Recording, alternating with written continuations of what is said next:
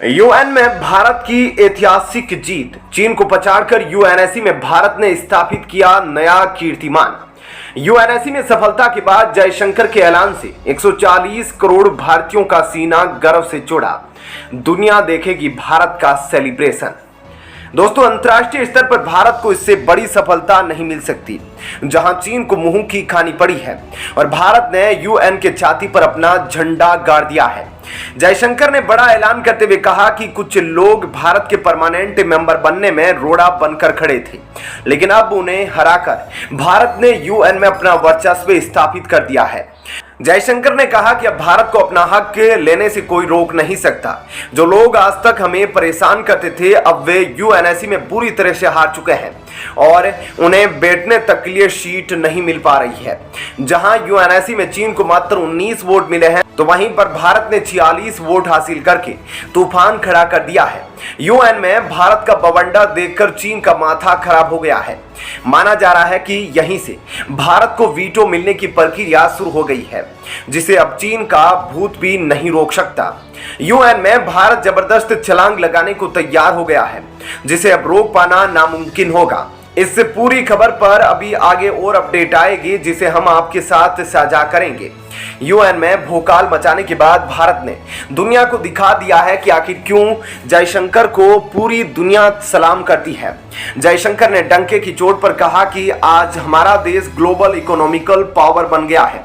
सबसे बड़ा लोकतंत्र हमारा देश भारत है। इसके बावजूद भी आज तक हमें यूएनएससी में परमानेंट सीट नहीं मिली थी, क्योंकि हमारा सबसे बड़ा दुश्मन चीन हमें परमानेंट सीट देना नहीं चाहता है। दोस्तों, आप चीन या पाकिस्तान में से किसे बड़ा दुश्मन मानते हैं? नीचे कमेंट करके जरूर बताइएगा। जबकि चीन को यह बात भूलनी नहीं चाहिए कि भारत की वजह से ही आज उसे यूएनएससी में परमानेंट सीट मिली हुई है।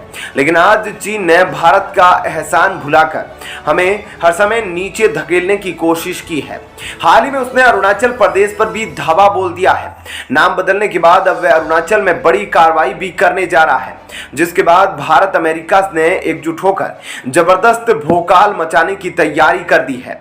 रूस से मंगाए गए सारे S-400 को चीन की तरफ घुमाकर तैनात कर दिया गया है। वहीं दूसरी तरफ यूएनएससी में भी भारत ने चीन को घेरने की पूरी तैयारी कर ली है, क्योंकि वहां पर भारत को ऐतिहासिक जीत मिल चुकी है, जिसके बाद चीन का बाहर होना तय माना जा रहा है। भारत ने चीन को यूएनएससी में हराकर उसकी नाक में दम कर दिया है। यूएन के पटल पर भारत ने तिरंगा लहराते हुए बीजिंग की हेकड़ी निकाल दी है। एक तरफ जहां भारत को भारी मतों से जीत मिली है, तो वहीं दूसरी तरफ चीन को भारी शिकस्त का सामना करना पड़ा है। इससे बुरी हार चीन ने शायद आज तक कभी नहीं देखी होगी। कई लोग बता रहे हैं कि अब यूएन में भारत के अच्छे दिन आने लगे हैं। माना जा रहा है कि अब संयुक्त राष्ट्र में चीन की अकड़ ढीली पड़ती जा रही है और भारत एक मजबूत दावेदार बनता जा रहा है। आज की वीडियो बेहद स्पेशल होने वाली है, जहां हम उस अखाड़े की बात करेंगे जिसमें भारत ने चीन को पटखनी देते हुए इतिहास रच दिया है।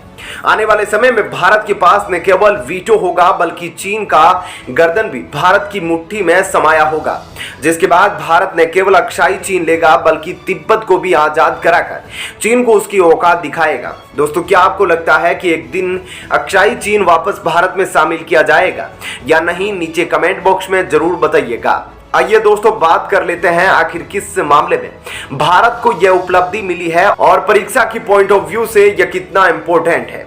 यह एक चीज हम क्लियर करने जा रहे हैं। आपको बता दें कि हाईएस्ट यूएन स्टैटिस्टिकल बॉडी में भारत को 4 साल के लिए चुना गया है। जिस पोजीशन को पाने के लिए चीन तड़प रहा था, उसे भारत ने भयंकर विस्फोटक तरीके से जीत लिया है। भारत ने चीन को काफी पीछे धकेलते हुए यह साबित कर दिया है कि यूएन में अब उसकी दादागिरी नहीं चलने वाली है। यूएन स्टैटिस्टिकल बॉडी में मुकाबला शुरू होने से पहले ऐसा लग रहा था कि चीन भारत को कांटे की टक्कर देगा, लेकिन जब रिजल्ट आया तो साफ साफ भारत ने एक तरफा बढ़त बनाते हुए चीन को चारों खाने चित कर दिया। भारत की जबरदस्त जीत को देखकर हर कोई हक्का बक्का रह गया। किसी ने सपने में भी नहीं सोचा था कि यूएन में चीन को इतनी बुरी हार का सामना करना पड़ेगा। 1 जनवरी 2024 से शुरू होकर अगले 4 साल के लिए यूएन स्टैटिस्टिकल बॉडी में भारत का जबरदस्त बोलबाला होगा और चीन के खिलाफ खुलकर धमाका भी होगा। दोस्तों, भारत की इस जीत पर डॉक्टर जयशंकर ने खुशी मनाते हुए कहा कि भारत ने अपने स्टैटिस्टिक्स, डाइवर्सिटी और डेमोग्राफी एक्सपर्टीज के बदौलत ही इस मुकाम को हासिल किया है, जिसकी जितनी तारीफ की जाए उतनी कम होगी।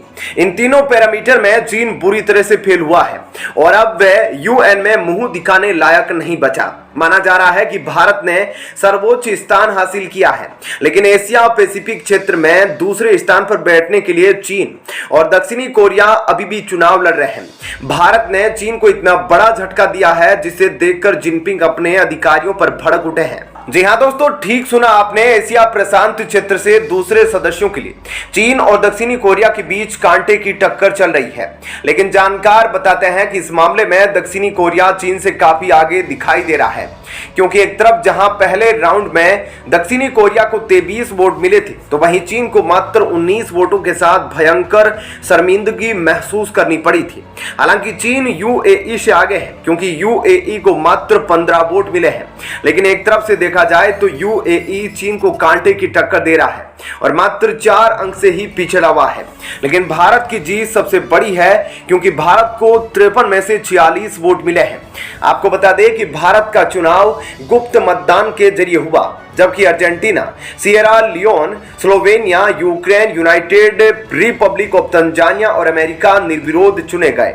इसका चुनाव जियोग्राफिकल डिस्ट्रीब्यूशन और सोशल एवं इकोनॉमिकल एक्टिविटी के अनुसार किया जाता है। एशिया प्रशांत क्षेत्र से वर्तमान में अभी जापान और समाओ के साथ कुवैत और दक्षिणी कोरिया सदस्य हैं, लेकिन अब की बार इसमें भारत की विस्फोटक एंट्री हो चुकी है और चीन अभी भी दरवाजे के बाहर खड़ा होकर मुंह देख रहा है, लेकिन उसे एंट्री नहीं मिल पा रही है। जापान और समोआ का कार्यकाल अगले साल और कुवैत और दक्षिणी कोरिया का कार्यकाल इसी साल समाप्त हो रहा है। तो कुल मिलाकर देखा जाए तो एशिया प्रशांत क्षेत्र से 4 सीटों वाले श्रृंखला में इस वक्त 2 सीटों के लिए चुनाव कराए गए थे, जिसमें भारत ने एक सीट पर जबरदस्त सफलता हासिल की है और दूसरी सीट के लिए अभी भी संघर्ष जारी है। हो सकता है चीन को यह दूसरा सीट भी ना मिले, जिसके बाद यूएनएससी में चीन का वर्चस्व धीरे धीरे कम होने लगेगा और भारत का कद ताबड़तोड़ विशाल होने लगेगा। जो लोग एग्जाम की तैयारी कर रहे हैं उन्हें हम बता दें कि यूनाइटेड नेशन स्टैटिस्टिकल कमीशन का शॉर्ट फॉर्म भी यूएनएससी ही है, जिसे आप यूनाइटेड नेशन सिक्योरिटी काउंसिल वाले यूएनएससी से कंफ्यूज मत कर लेना। स्टैटिस्टिकल कमीशन संयुक्त राष्ट्र के स्टैटिस्टिक्स डिवीजन का कार्यभार देखता है। इसके लिए इसे UN economic and social council का फंक्शनल कमीशन भी कहा जाता है। स्टैटिस्टिकल कमीशन में कुल 24 मेंबर कंट्रीज होते हैं, जो चुनाव जीतने के बाद 4 साल तक अपना कार्यभार संभालते हैं। ऐसे में दोस्तों यूएन और वीटो की खबरों पर हम लगातार नजर बनाए रहे हैं। जैसे ही कोई नई अपडेट आती है हम सबसे पहले आपको बताएंगे, इसलिए चैनल को सब्सक्राइब जरूर कर ले और नीचे कमेंट बॉक्स में वीटो फॉर इंडिया लिखकर अपना समर्थन जरूर दिखाएं। चलिए फिलहाल इस वीडियो में इतना ही। आपका इस खबर पर क्या कहना है जरूर बताएं। धन्यवाद।